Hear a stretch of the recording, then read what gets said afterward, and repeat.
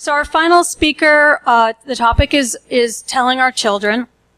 Naomi Kahn is a professor of law at George Washington University, and her expertise is in this area of family law, adoption, reproductive technology. And she's written numerous books and law reviews, and she is going to talk about this very important topic of telling our children. And I will give you a kind of 10-minute mark when you have to. Okay, thanks. Yep. And since I know I am standing between you and lunch, I will try to go as quickly as possible. Let's see, this is okay. Okay, so I teach family law. I am an academic, and I am not talking about legal parentage, which you've just heard a wonderful panel talking about, including Michelle, who's someone I was an associate at. Well, she was a partner at the law firm, so I'm not going to talk about legal parentage, but I am talking about what comes after, so I'm following up on the previous panel. Their questions, their title was legal parentage after surrogacy. Mine is, to some extent, social parentage after surrogacy. Just to tell you a bit more about who I am, I've been writing and working in this field now for many decades, and I'm also on the board of something called the Donor Sibling Registry, which is a mutual voluntary consent registry that's established for people who are the children of donor conception or surrogacy to connect with, for children and parents to connect with one another. Now, this issue of telling is an issue for all families, while in some families it's pretty obvious that the parents are not the biological parents of their children, and while that isn't true in others, all families face the choice of what to tell and of when to tell and of whom to tell and of just what to tell. Do you tell your neighbors? Do you tell your family members? What do you tell them? What do you tell schools? What do you tell medical professionals? And, of course, most importantly, what do you tell your child? So I'm going to just briefly talk about why to tell, then when to tell, and then how to tell. So the single, biggest concern of individuals pursuing, well, maybe not the single, one of the most critical concerns of people pursuing parenthood through surrogacy and through other forms of donor conception continues to be the impact on the children. Parents want to know how and when and where to talk to their children about genetic origins. And let's see.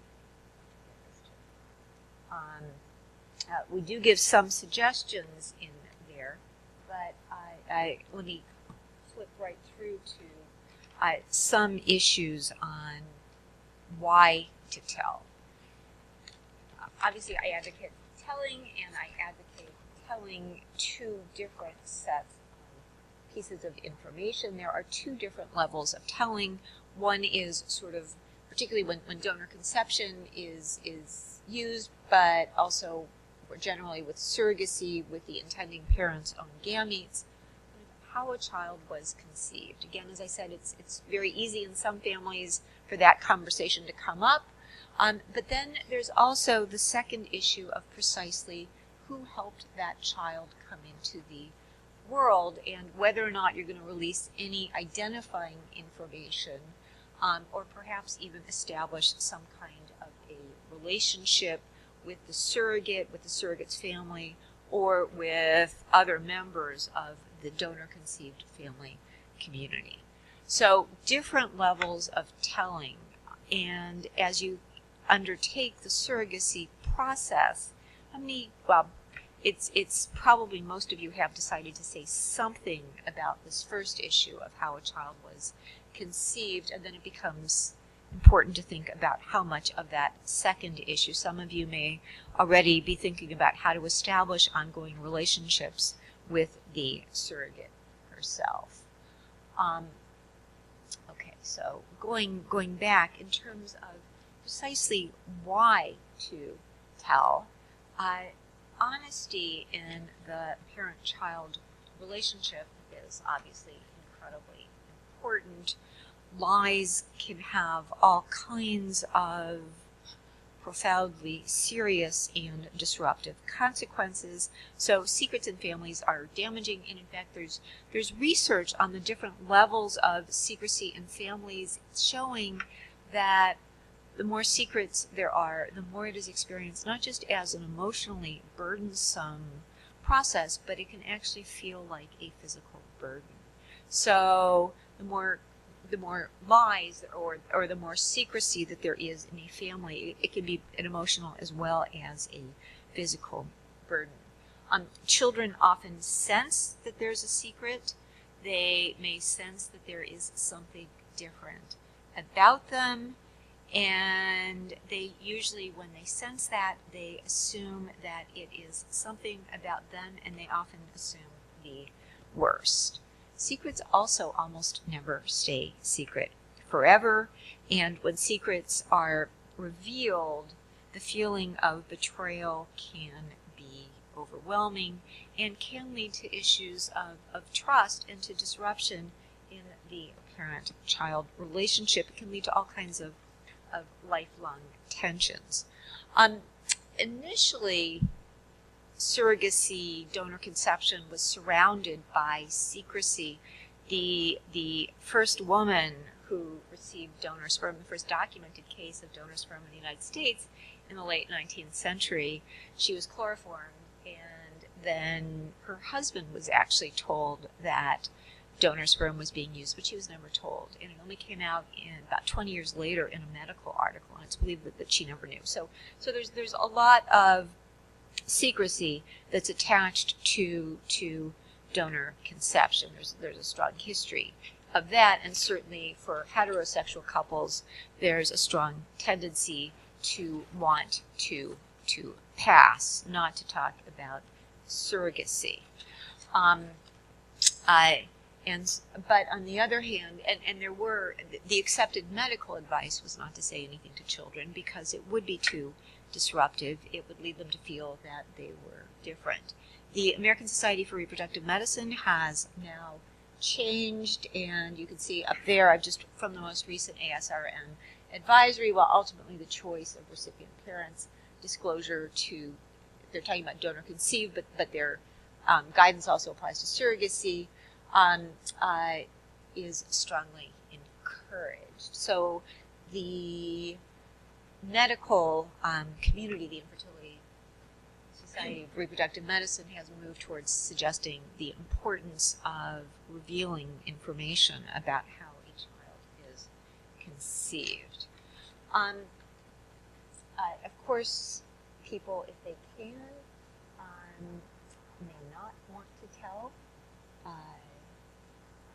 So there are all kinds of reasons not to tell, worries if you don't want to, you may decide to reveal the surrogacy, but if donor eggs or donor sperm were used, not to reveal the identity or any information that you may know about the surrogate. You may be concerned about how that will affect your child, and there may be, where you're coupled, there may be differences between parents as to precisely what to reveal. And so you might be worried about the social and psychological turmoil to your child.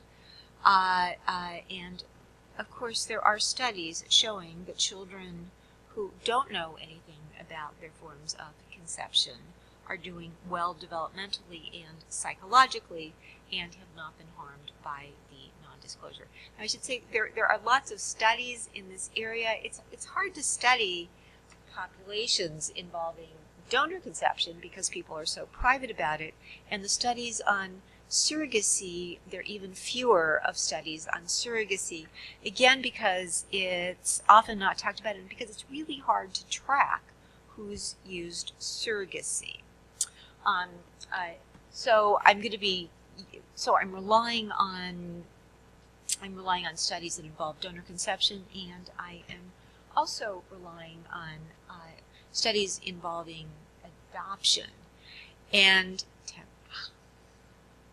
I'm not going quickly. Okay.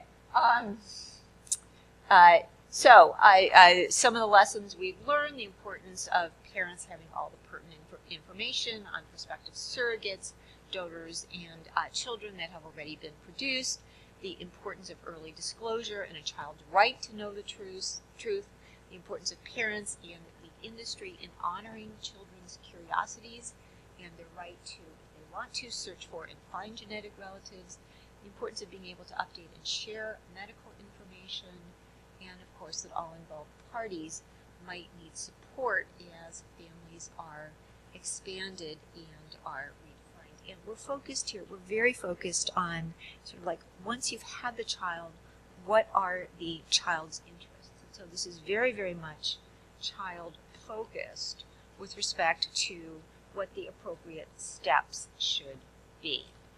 And if you think about how knowing the truth will affect your child, think about issues like, to whom precisely does this information about a child's conception actually belong? Why would your child want to know about this? It's not just because of those wonderful charts that they fill out in elementary school, which they have to trace family trees, but there's also importance about medical information.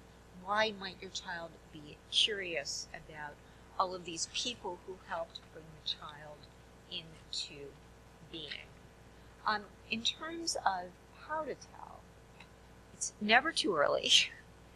There's no right or wrong way to talk to your child about any of this. If you make it into a big deal, then your child will make it into a big deal. You have to follow your child's lead when it comes to being able to talk about these issues.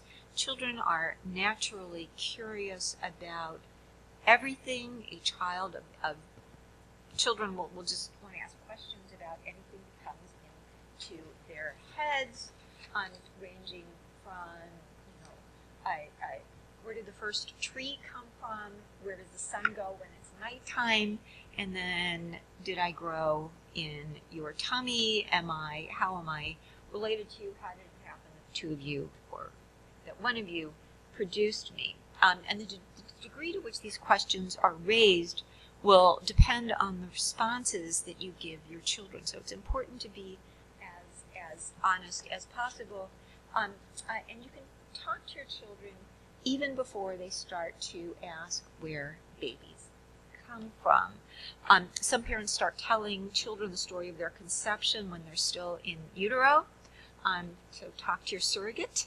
Others begin when their children are babies or toddlers.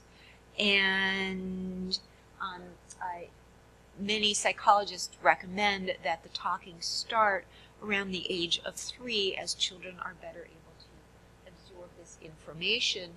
You could develop a scrapbook, perhaps pictures of the child growing in the surrogate's belly. There are also there are also lots and lots of wonderful books out there that can help with respect to telling the twin kangaroo treasure hunt, the very kind koala. So a bunch of children's books, board books, that can help you introduce this topic very, very early on to children. Small children love to hear the story of their beginnings and often ask to have it repeated. And as I said, it's important to adjust this to the age of your child, but it's also important for you to be as precise as possible. Sometimes you might want to say you grew in someone else's tummy. There's a wonderful story about how a child might be worried that when he or she grew in someone's tummy, that what happened when that person ate? Didn't all that food just sort of go around me, and how did I actually survive? So using precise words even at an early age I can be as important as possible, depending on how comfortable you feel. The best times to talk are obviously calm moments when you're not preoccupied or distracted. Children need simple, short explanations. So go slowly, one sentence at a time, pausing to see if they want to ask questions. So it's a time for you to share something important with your child, and also for your child to understand that you are her parent. You're talking about how the child came into being, but this has nothing to do with the fact that you are your child's parents. If you don't tell a child at an early age, it's never too early and it's never too late to tell. So even if you don't tell your child when the child is young, you can also tell your child in elementary school, you can tell your child at a later point. The important point here is, as much as possible, to be establishing a system of trust. If you tell your child later, then it's important to explain just why it is you haven't told the child as much as possible earlier. There are also other books. These are the kids' books. There are other books that can help in explaining precisely how a child came into being. But I'm going to let you get to lunch by saying it's never too early, it's never too late.